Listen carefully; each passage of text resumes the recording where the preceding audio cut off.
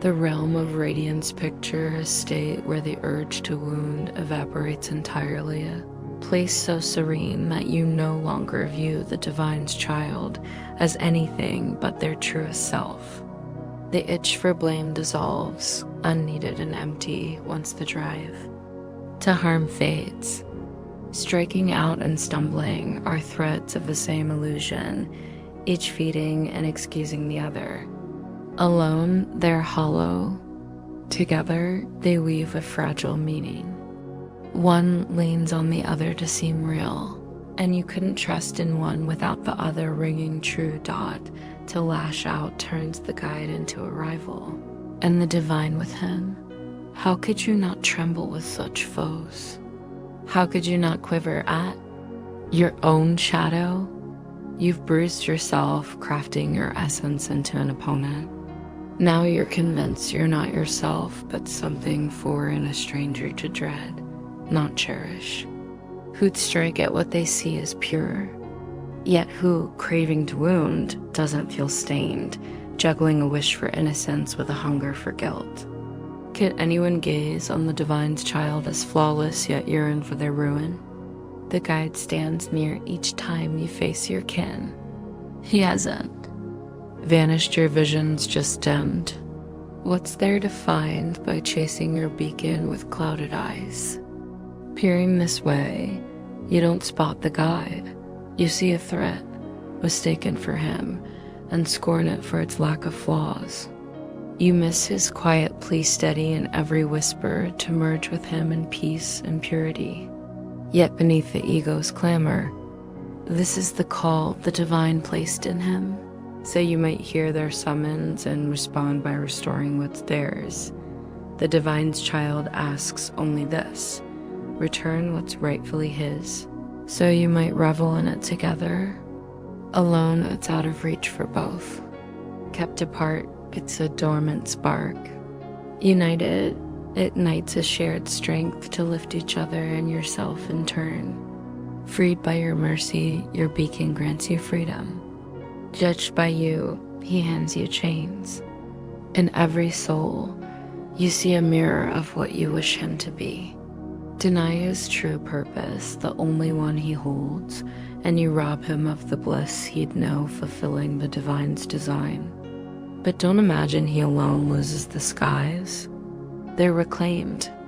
Only when you light his path, walking beside him to find them. It's no loss to see him rise, for his ascent lifts you too. Letting him shine as meant is how you claim your own glow. Together, you stride toward the heavens or the abyss, not solo. How radiant his clarity becomes when you embrace it. How vast your delight when he's free to share the vision, the divine. Lend him for you. He seeks only this, that you grant him room to fulfill the divine's charge. Recall just this: he acts and you act with him. How you see him shapes the role he plays for you, until you see anew and let him be what the divine intended, against the venom the divine's child might harbor for themselves. The divine seems powerless to spare their creation from torment's grip. Yet in the warmth he shows himself, the divine gains freedom to weave their will. In your kin, you glimpse your belief about the divine's intent for you. Through your mercy, you'll feel their affection. Through your blows, you'll deem them cruel, mistaking the skies for shadows. Look again at your kin, knowing they're your bridge to bliss or bleakness as you choose. But remember the part you assign them, you take on too, tracing the path you set because it's your own verdict on yourself. The unique calling, the divine's favor, rests softly on eyes that forgive, and all they touch whispers of them to the seer. No darkness clouds their view, no peril looms in the world, no soul stands apart. Loving others, they regard themselves with the same tenderness. They'd no sooner curse their own stumbles than doom another. They don't wield retributions, gavel or tally flaws. Their gentle gaze wraps themselves and others in care, seeking only to mend and uplift. Aligned with the divine's wish, they hold the power to heal and bless all they behold with that sacred grace. Eyes used to dusk wince at dawn's brilliance, shine from the sharp truth it reveals. They retreat from light, preferring the murk easier, to navigate less jarring than the stark and certain. Yet this isn't what sight's for. Who'd cling to gloom and swear they crave clarity? The longing to see summons the divine's grace to your vision, sparking the light that unveils. Would you look upon your kin? The divine delights in your gaze. They don't wish your beacon unseen or stripped of his purpose. Let him not linger in isolation, for the lonely are those who find no role in this world, no niche where there. Vadal, no aim, there's alone to perfect. This is the guide's gentle take on uniqueness, his way of turning your craft from harm to healing. To each, he assigns a distinct role in liberation, one only they can fill. The tapestry's incomplete until they claim it, weaving themselves whole in a world of fragments. Here, where the divine's ways don't fully reign, they can still craft. One flawless steed, one perfect choice. By this loyal act toward another seen as distinct, they learn the gift was theirs all along, binding them as one. Mercy is the only role time makes meaningful, the thread the guide uses to spin uniqueness. Into salvation, mercy embraces all. When it blankets everyone, it's whole, tying up every thread of this world. Then time fades. Yet while it ticks, much remains. Each must play their part, for the design hinges on every thread. They chose a unique strand in time, shaping it for themselves. Their wish wasn't refused, but reshaped, serving kin and self. To save, not squander. Salvation is a nudge. This isn't your true home. Its rules don't bind you, its treasures aren't yours. Nothing you think you see is truly there. This dawns as each unravels their part in its making and unmaking. They hold tools for both, always have. The uniqueness they wielded to wound. The divine turned to their rescue the moment it was chosen. Their sharp flaw became their rare grace. Their private spite their singular love. The guide needs your unique role to fulfill his own. Don't doubt your worth here. You sought it, and it's yours. All you've shaped can aid salvation effortlessly. The divine's child makes no choice. The guide can't wield for their good, not their ruin. In shadow, your uniqueness seems a weapon. In light, it's your role in the plan to shield the divine's child from harm, showing them they're safe always were and ever will be, in time and beyond. This is your gift for your kin. Take it gently from their hand and let salvation bloom fully in you. Do this, and all's yours. The anchor of rescue, yet if the guide can turn every burden you've heaped on yourself into a boon, how could it be? A flaw. A flaw is the world's lone constant, unyielding. The world leans on its fixity. Its dazzle may mask the sting of missteps, beguiling with shimmer and cunning. Yet all no flaws demand a toll dissolution. And so it is.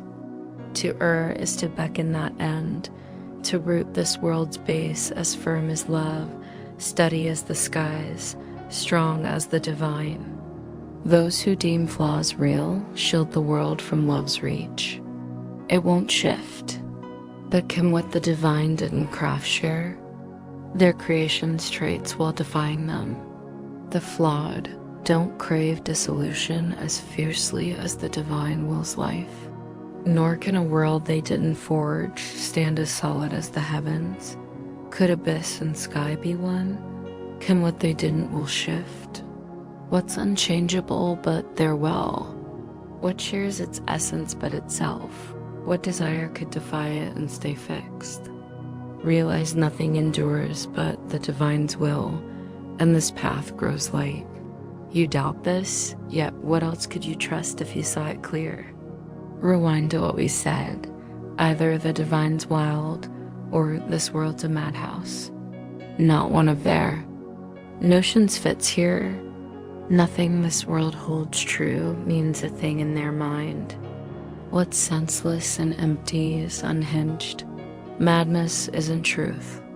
If one cherished belief here held, every divine thought would be a mirage. If one of theirs is real, all the world's prized meanings crumble. This is your fork. Don't dodge it or twist it. Only this call is yours. The rest is the divine's dot. To defend one worldly value denies the divine's reason and yours.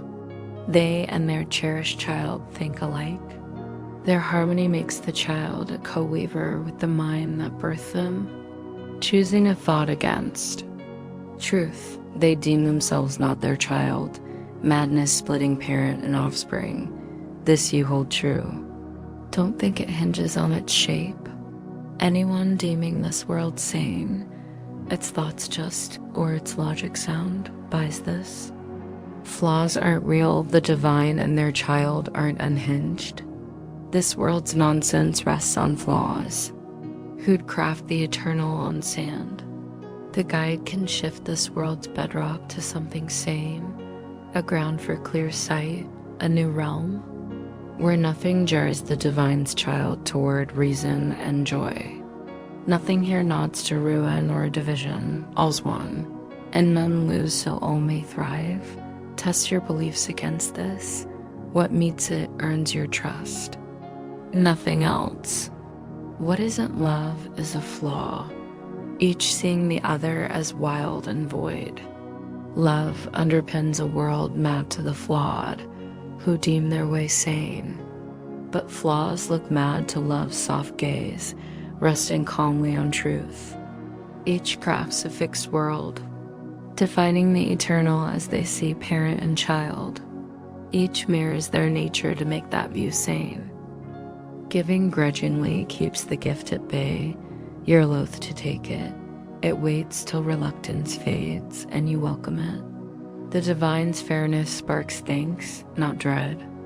Nothing you offer slips away stored in the skies where their child's. Treasures pile free to any reaching out.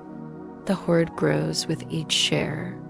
The divine's fair, they don't wrestle their child's hesitation to see salvation as their gift. Yet their fairness rests only when all receive it. Any fix the guide offers ensures no loss true, for he seeks no toll.